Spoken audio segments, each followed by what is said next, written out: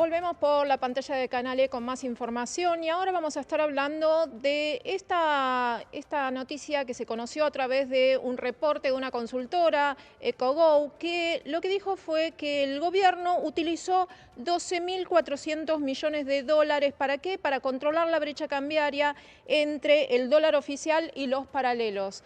Para hablar de este tema en profundidad y ver cuáles son las posibilidades de inversión, cómo pueden entonces los pequeños ahorristas o inversores también o poner a trabajar sus fondos entonces en el mercado, vamos a estar hablando con Sebastián Weishaupt, asesor integral sobre inversiones de capital. Muy buenos días, Sebastián.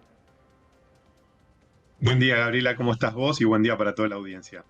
Bien, ¿qué tal? Bienvenido. Bueno, este es el informe que arrojó esta consultora, ¿no? Con esta suma, 12.400 millones de dólares, que entonces estuvo destinando el gobierno para tratar de controlar esta brecha. ¿Está dando resultado esto? ¿Qué nos puedes decir vos como profesional, ¿no? en esta materia? Bueno, es muy interesante analizar esto porque acá hay una controversia, ¿no? Porque el gobierno arrancó diciendo que iba a haber libertad, si bien estamos con cepo, digamos, todavía tenemos cepo. Este gobierno arrancó con una brecha de casi 120%, la redujo al 50%, y ahora en los últimos días estuvo oscilando la brecha entre 34%. El tema es que justamente esta intervención que salió a través de esta consultora de CoGo habla de una intervención bastante grande, digamos, ya superando las intervenciones que había hecho en la gestión Sergio Massa o el mismo Martín Guzmán. Entonces, bueno, una de las preguntas que nos hacemos en el mercado, y el mercado somos todos, no es que es una entidad, es si es sostenible en el tiempo ya este tipo de cambio. ¿Sí? Muchos hablan de que se va a ir a 1100 o a 1000. A mí me cuesta, no digo que no pueda pasar, me cuesta verlo, pero teniendo cepo y con un nivel de intervención de este tipo, no parece que sea una baja del todo de mercado, ¿no? Recordemos que parte de esa intervención no fue directa, sino que fue indirecta o a través del dólar blend o a través del agro, ¿no? O sea, estamos hablando de un 20%. Bueno, en ese contexto, vos me preguntabas qué tipo de inversiones, siempre asumiendo que el dólar se va a mantener así, ¿no? Tengamos presente que este nivel de dólares lo estamos viendo desde, si mal no recuerdo, desde el 18 de enero, 15 de enero aproximadamente. Es decir, que los que han hecho tasa, estamos hablando tasa en pesos, bueno, ya con la mitad de la película vista, digamos, llevamos medio año, salieron ganadores. Bueno, en ese contexto, las LECAPs siguen siendo un buen instrumento, no nos protegen contra el dólar, están muy cercanas a lo que es la inflación, ¿sí? Siempre las letras tenemos que saber que son instrumentos menores a un año, ¿no? Hoy hay emisiones a 7, 8 meses, dependiendo el plazo de que cada inversor quiera invertir. Bueno, esas tasas mensuales están oscilando entre 3,2, 4% versus lo que están dando el plazo fijo, ¿no? Tengamos presente, Gabriela, que hoy los plazos fijos están oscilando en una tasa, estamos hablando tasa nominal anual, no efectiva, entre 32 y 35%, ¿no? Estas serían entonces las opciones teniendo en cuenta que se mantengan los parámetros tal cual están ahora, ¿no?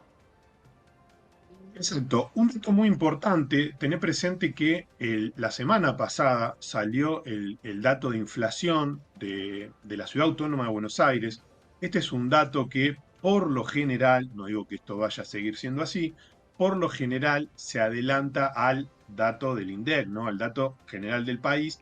Bueno, este dato salió en torno a 5%, 5,1, lo que nos da una interanual de 265%. Es decir, estamos hablando, si bien la inflación viene bajando o se viene manteniendo en estos niveles de 4 y monedas, que el gobierno eh, está tratando de que sea así y trata de bajarla, bueno, este dato despertó una alarma en los últimos días porque el gobierno está esperando que, dicho sea de paso, sale hoy ese dato, está esperando que salga por debajo de 4. Entonces, estamos todos observando a ver qué podría pasar, porque el gobierno, por un lado, dice que es optimista digamos, de que va a perforar el 4%, es decir, que podría salir en 3,7, 3,8, no lo sabemos cuál es el dato exacto que espera, pero en Cava ya salió en 5,1. Bueno, recién mencionaba hace un ratito Rocío el aumento que está habiendo en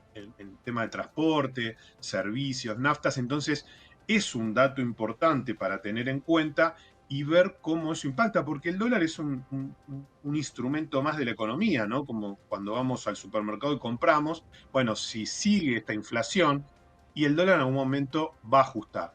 ¿Cuándo? No lo sabemos, pero para los que quieran estar, por ejemplo, aprovechando esta baja del dólar, invertidos en dólares y haciendo tasa, otro de los instrumentos muy, muy utilizados en el mercado son las ONs, que son las obligaciones negociables, ¿no? ¿Qué son las obligaciones negociables? Bueno, son bonos corporativos, bonos de empresas de primera línea, local, que lo que hacen es ir al mercado de capitales, que es el medio donde buscan financiamiento, y nosotros los inversores le prestamos dinero a cambio de una tasa, una rentabilidad. Bueno, esa rentabilidad, estamos hablando en dólares, está en torno a 8-10%, ¿sí? Nosotros les prestamos. ¿Para qué le prestamos? Bueno, muchas veces, recién comentaba Elvio que había muchas variables de la economía, había datos de la economía que empezaban a tener alguna mejoría, sectores que sí, sectores que no. Bueno, si esto empieza a mejorar, bueno, las empresas utilizan este financiamiento para, eh, no sé, desarrollar un nuevo producto, ampliar su capacidad de planta, comprar campos, dependiendo de qué se dedique la empresa, y generalmente son a corto plazo, 2 años, 3 años, y van pagando frecuentemente, es decir, cada 3 meses, cada 6 meses, con lo cual, si estamos invertidos en dólares, estos instrumentos también podemos comprarlos con pesos, además vamos a recibir una rentabilidad que ante una hipotética baja del dólar, esa rentabilidad nos va a cubrir en el año, estamos hablando en pesos, de esa baja, ¿no? Pero es otro instrumento excelente, es más para perfiles entre conservadores y moderados, ¿no? Perfecto, Sebastián. Te estaba por preguntar exactamente eso, porque todo depende también del perfil del inversor, ¿no? ¿Cuánto es el riesgo que está aceptando correr? Entonces, respecto de estas ON que estabas mencionando, ¿tienen un riesgo aceptable, digamos, para un inversor que está comenzando? Sí, es bueno que siempre se acerquen a un asesor conocido o con su agente de confianza, porque hay algunas empresas que son un poco más riesgosas y que también otro factor importante es hablar de la liquidez. La liquidez es cuánto se opera diariamente en volumen, ¿sí? Sean pesos o en dólares de cualquier activo en el día, porque nosotros podemos estar en una inversión muy buena, pero si al momento de salir no es un activo que opere con frecuencia, bueno, vamos a tener que salir a un precio más bajo. Entonces, bueno, es importante, como es muy buena tu pregunta, preguntarle al asesor de confianza cuáles son las empresas que tienen mejor riesgo crediticio, cuáles son las que siempre han pagado, que no tuvieron ningún problema, que viven emitiendo y los inversores confían que sea eh, una emisión, un bono, una ON, que tenga, digamos, un volumen aceptable para poder entrar y salir.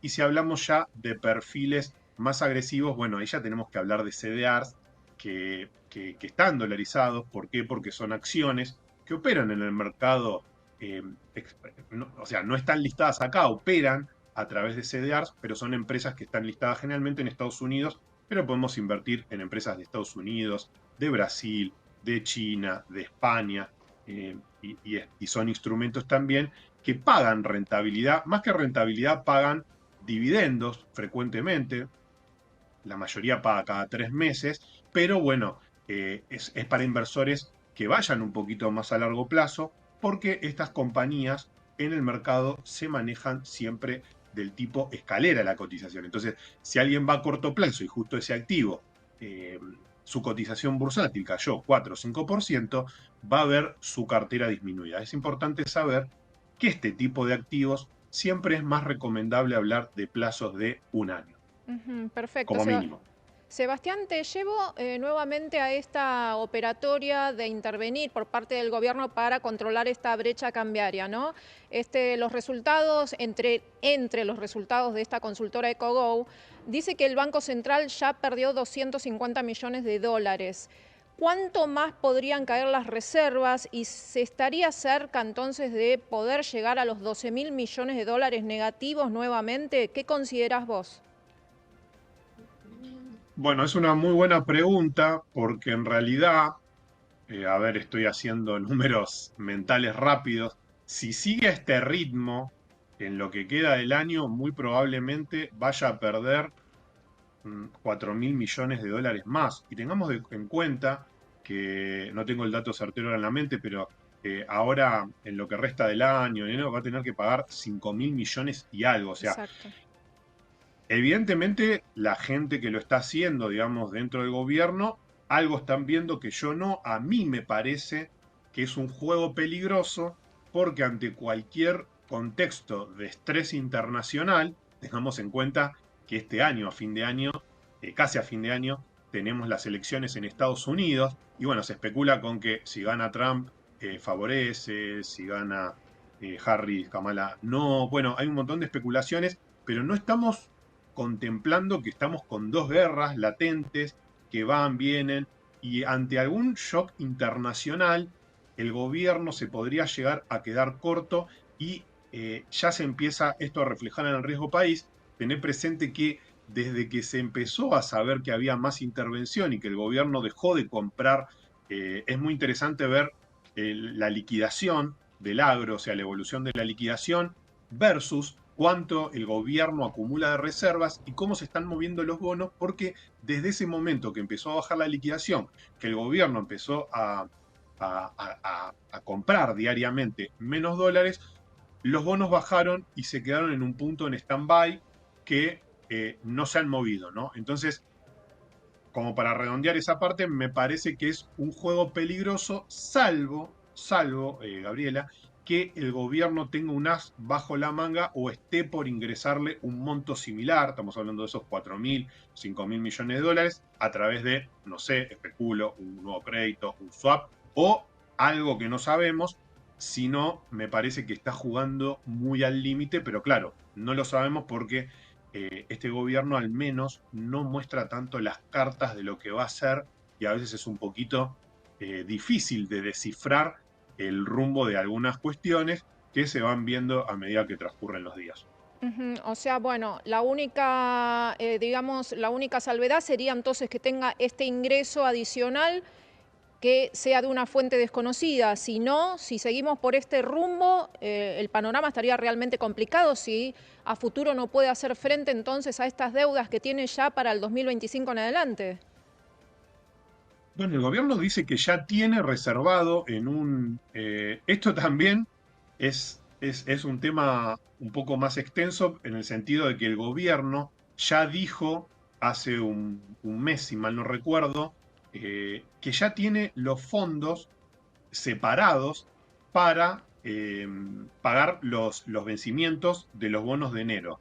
Bueno, acá hay un debate que esto creo que no sale en los medios generales me refiero, que, que hay ya muchos abogados, expertos en todo lo que es mercado financiero, que se están debatiendo, porque esto está en una cuenta de Estados Unidos, si eso no es plausible o factible de embargo, porque Argentina está con litigios, sobre todo por el tema de YPF, hay otro más, no me acuerdo si era Bulford, había un fondo más que está todavía en litigio, Ujú.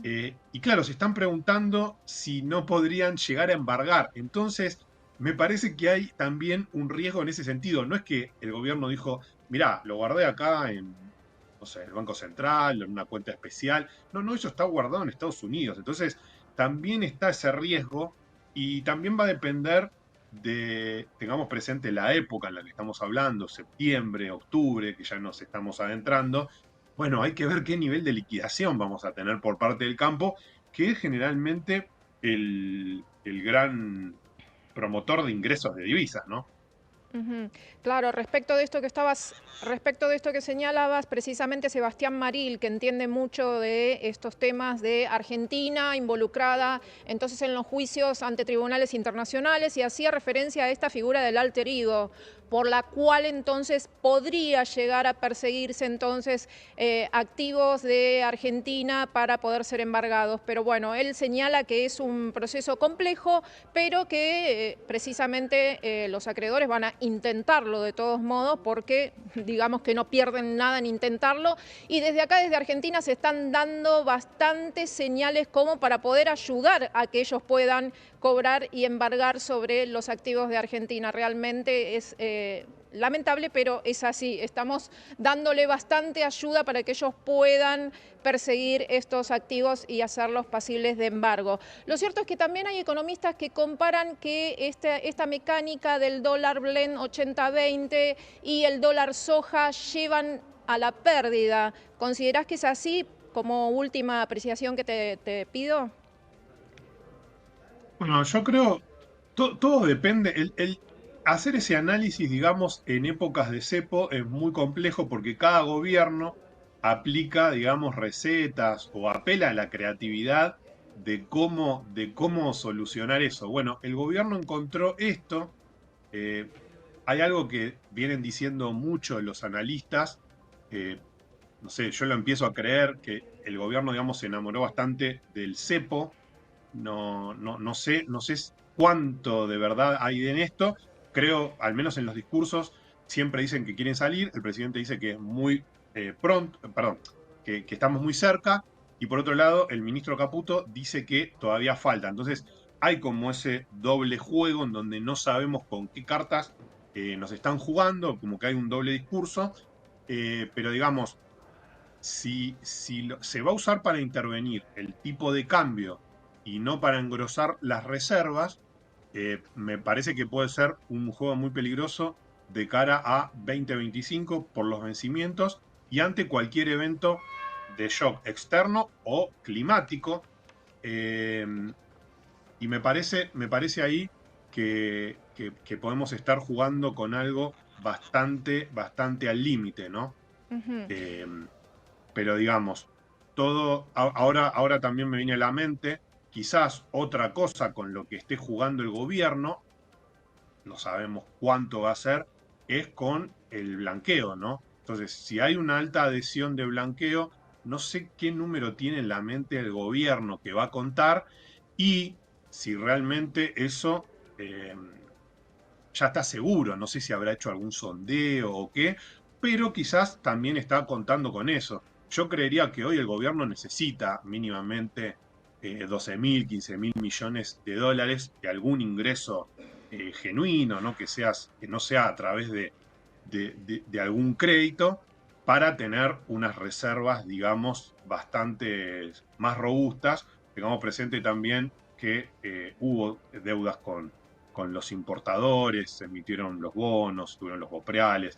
Bueno, en fin, todo ese saneo creo que obliga al gobierno a moverse a veces al límite y a veces no jugar, como te decía, todas las cartas y especular con algunas cosas, porque te vuelvo a repetir, quizás el gobierno sabe algo, tiene alguna promesa de algo, no lo sabemos y se siente tranquilo, ¿sí?